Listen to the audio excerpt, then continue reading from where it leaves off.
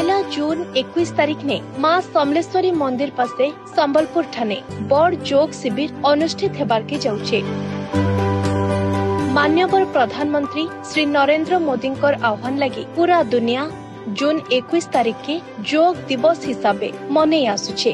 संबलपुर ठाने आयोजित होतुबा ई बड़ जोग शिविर ने आमर संगे जोग देबे देश रो शिक्षा मंत्री श्री धर्मेंद्र प्रधान, ओडिशार पंचायत राज विभाग मंत्री श्री रविनारायण नायक और संबलपुर विधायक श्री जयनारायण मिश्र।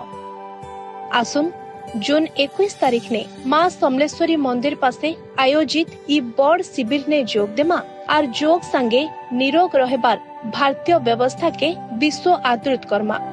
जून 21 तारीख माँ समलेश्वरी मंदिर पासे समिया सखालर 5 बजे।